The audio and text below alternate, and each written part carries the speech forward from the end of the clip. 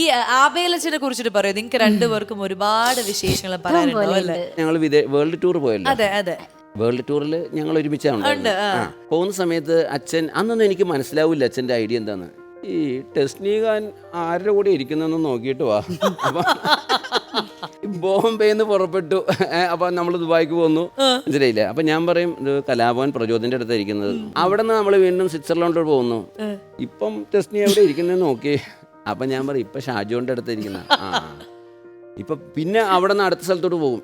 ടെസ്റ്റിയും 4 പ്രാവശ്യവും 4 പേരുടെ അടുത്ത് ഇരിക്കുന്നത്. അപ്പൊ അച്ഛൻ പറയും അത് കുഴപ്പമില്ല, സ്ഥിരം ഒരാളുടെ അടുത്ത് ഇരിക്കുന്നുണ്ടോ എന്ന് അറിഞ്ഞാൽ അതാണ്. അതായത് അച്ഛൻ ആ ഒരു ടെസ്റ്റ് നമ്മൾ കല്യാണം ഇഷ്ടം അതൊക്കെ സ്ഥിരം ഒരാളുടെ അടുത്താണെങ്കിൽ അച്ഛൻ പ്രശ്നം. ടെസ്നിഖാൻ ഇങ്ങ് പോരെ പറയും അല്ലേ? സീരിയസ് ആണോ ആള് പൊതുവെ? സീരിയസ് അല്ല, സീരിയസ് ആയിട്ട് കോമഡി പറയുന്ന. സീരിയസ് ആയിട്ട് കോമഡി പറയും. കൗണ്ടർ പറയുന്നു, കൗണ്ടർ ഭയങ്കരമായിട്ട് പറയും. പക്ഷെ നമുക്ക് കാണുമ്പോ തോന്നും ഒരു സീരിയസ് കക്ഷിയാണെന്ന് അല്ലേ? അങ്ങനത്തെ.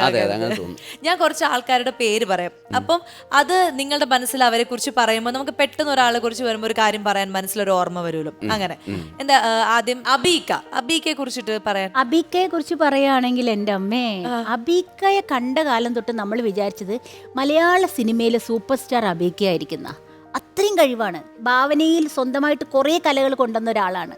എല്ലാവരും പലതും കടം മേടിച്ചല്ലേ പറയുന്നത്. പുള്ളിയുടെ പ്രൊഡക്റ്റിന് ഒരുപാടുണ്ട്. ഒരു സിനിമ നടൻ എന്ന് പറഞ്ഞാൽ നമ്മുടെ സങ്കല്പം, നടി എന്നൊക്കെ പറഞ്ഞ ഗ്ലാമർ ആണല്ലോ പണ്ടത്തെ സങ്കല്പം. അതിന്റെ ഒരു ഉദാഹരണമാണ് അബീക്ക. പക്ഷെ നമ്മൾ പറയില്ലേ ഇതൊക്കെ ഭാഗ്യമാണ്, തലയിലെഴുത്താണ്. എത്ര സൗന്ദര്യം ഉണ്ടായാലും എത്ര കഴിവുണ്ടായാലും ദൈവം ഒരു ഭാഗ്യം വെച്ചിട്ടുണ്ട്. ബിഗ് സ്ക്രീനിൽ വരാന്ന് പറയുന്ന ഒരു ഭാഗ്യമാണ്. അപ്പം അത് കുറച്ച് പുള്ളിക്ക് ഭാഗ്യം കുറച്ച് എവിടെയോ ചെറിയൊരു ഇത് വന്നു. അത് മാത്രമാണ്. പക്ഷെ എന്നാലും അബീക്ക എന്ന് പറഞ്ഞ എല്ലാ മിമിക്രിക്കാർക്കും ഇപ്പോഴും അവരെല്ലാവരും ഒരുപാട് പേര് പറഞ്ഞൊരു കാര്യം കൂടിയാണ്. ശരി, ഇനി നമുക്ക് മണിച്ചേട്ടനെ കുറിച്ചിട്ടുള്ള ഓർമ്മ എന്താണ്? മണി എന്ന് പറയുമ്പോൾ എനിക്ക് ഓർമ്മ വരുന്നത് മണി ആദ്യമായിട്ട് കലാഭവനിലേക്ക് ഇന്റർവ്യൂവിന് 6-ാം നമ്പർ മുറിയിലോട്ട് കടന്നു വരുന്നത് ഒരു കാക്കി ഷർട്ട് ഇട്ട് കൊണ്ടുവരും. അവിടെ വന്ന് പ്രോഗ്രാം പെർഫോം ചെയ്യുന്നത് പുള്ളിയുടെ കണ്ടിട്ടുണ്ടാവുമല്ലോ. പുള്ളി ഇങ്ങനെ എലിയാവുന്നത്, പശുവാവുന്നത്, ഇങ്ങനെ ആവുന്നത്, പിന്നെ പ്രാസം, ഇതെല്ലാം ഒറ്റ നിമിഷം കൊണ്ട് ഇതെല്ലാം കേൾക്കുന്നു. പുള്ളിനെ ഫിക്സ് ചെയ്യുന്നു. പുള്ളിയെ ഫിക്സ് ചെയ്ത് 2 ഷോ കഴിഞ്ഞപ്പോൾ തന്നെ ഞാൻ ഒരു വീഡിയോ കാസറ്റ് എടുത്തു, കലാഭവൻ കോമഡി എന്ന് പറഞ്ഞു. അതായിരുന്നു പുള്ളിയുടെ ആദ്യത്തെ ക്യാമറ അഭിമുഖീകരിച്ചത്. പിന്നെ അതിന്റെ അടുത്തൊരു കാസറ്റ് വന്നപ്പോഴാണ് നമ്മൾ ടൈറ്റിൽ വരെ ഇട്ട് കൊടുത്തു ഞാൻ, കലാഭവൻ മണി എന്നുള്ള. അതാണ് മണിയെ കുറിച്ചുള്ള. പിന്നെ മണി സിനിമയിലോട്ട് പോയി കുറെ കഴിഞ്ഞപ്പം എനിക്ക് ടച്ചൊക്കെ വിട്ടുപോയി സത്യം പറഞ്ഞു. പിന്നെ ലാസ്റ്റ് ദിവസം മണിയെ കണ്ടു.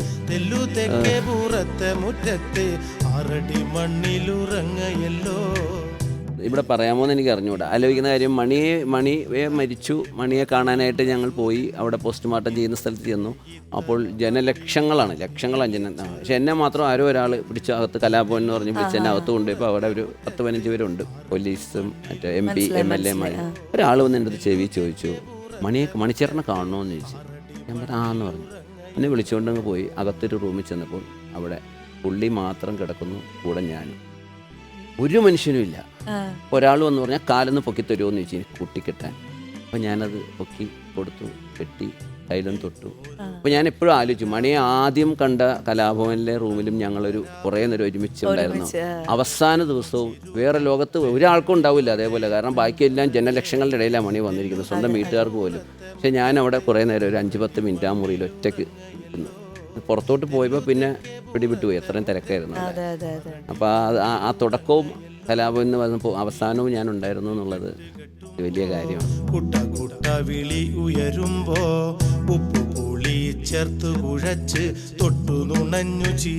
ഇനി നമുക്ക് നാദൃഷിക്കയെ കുറിച്ച്, നിങ്ങൾ ഭയങ്കര സുഹൃത്തുക്കളാണ്. റേറ്റിംഗ് ഉണ്ടാക്കിയിട്ട് ഇവിടുന്ന് പോകും. പക്ഷെ റേറ്റിംഗ് കുറ്റം പറഞ്ഞില്ലല്ലോ. ഈ നാദൃഷിക്ക അതായത് ഉഴപ്പനായിരുന്നോ? ഉഴപ്പ്, വായനോട്ടം അതൊക്കെ ഉണ്ട്. അന്ന് എന്നൊക്കെ പണ്ട് വായന വായി നോക്കിയിട്ടുണ്ട്. ഇവർക്കേ കൃത്യം പറയാൻ പറ്റുള്ളൂ. ഞങ്ങള് പണ്ട് മിമിക്രി, ഞാൻ പറഞ്ഞില്ലേ, പ്രസാദേട്ടൻ പറഞ്ഞല്ലോ വീഡിയോ കാസറ്റ്. പ്രസാദേട്ടനാണ് വീഡിയോ കാസറ്റ്. അതായത് ആ ഒരു വീഡിയോ കാസറ്റ് ആദ്യമായിട്ട് ഇവരെയൊക്കെ മുഖം കാണിപ്പിക്കുന്നത് പ്രസാദേട്ടൻ. അതായത് ദിലീപേട്ടൻ, നാദിർഷ, അശോകേട്ടൻ, എല്ലാവരെയും. ഇവരുടെ കൂടെ ഞാനുണ്ടല്ലോ. അന്ന് ഞാൻ മാത്രല്ലേ ഉള്ളൂ. എത്ര ഭംഗിയില്ലെങ്കിലും എത്ര ഭംഗി ഉണ്ടായാലും നോക്കി ഒരാള് നോക്കി പോകും. പിന്നെ ഗ്ലാമറുള്ള കാണുമ്പോഴല്ലേ ബോധം അതെ അതെ അതെ അതെ അങ്ങനെ മുറ്റത്തെ മുല്ലയ്ക്ക് മണമില്ലാതാവും. ഇല്ലാതാവുന്നത്. അത് ശരി. തെസ്നിത്തേണ് ഉമ്മയെ കുറിച്ചിട്ട് എന്താ അഭിപ്രായം? എത്ര എപ്പിസോഡാ? ഒന്നാ രണ്ടാ രണ്ടിലൊതുക്കം പറ്റില്ല എന്നറിയാം ഉമ്മയുടെ കാര്യങ്ങള്. എന്നാലും ഉമ്മ ഒരു ഭയങ്കര സ്റ്റാർ ആയിരുന്നു ആ കാലഘട്ടത്തിൽ. അതെ, അല്ല അന്ന് ഉമ്മ എപ്പോഴും പ്രോഗ്രാമിന് കൂടെ ഉണ്ടാവുമല്ലോ. ഞങ്ങള് അമേരിക്കൻ അല്ല വേൾഡ് ടൂറിന് പുറപ്പെട്ടതൊക്കെ ഭയങ്കര സംഭവമാണ് കേട്ടാ. കാരണം ഈ വിസ പോലും ഇല്ലാതെയാണ് കലാമെന്ന് പുറപ്പെടുന്നത്. വിസ അടിച്ചിട്ടില്ല. കാരണം അന്ന് പോയില്ലെങ്കിൽ പറ്റില്ല. പിറ്റേ ദിവസം സ്വിറ്റ്സർലൻഡ് പോരാൻ നടത്തണം.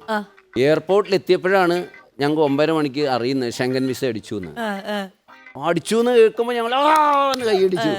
ഇവരെ ഓടി വന്നു. കാരണം എയർപോർട്ടിൽ കിടന്ന് ബഹളം ഉണ്ടാക്കാൻ പാടില്ല. എന്താന്ന് ചോദിച്ചു. ഞങ്ങൾ വിസ അടിച്ചു. അല്ലോ വിസ അടിക്കാത്തതാണ് നിങ്ങൾ പോണ പ്രസാദേട്ടാ. ഞാൻ ചോദിച്ചത് എല്ലാവരുടെ പേര് മാറ്റി പറയും.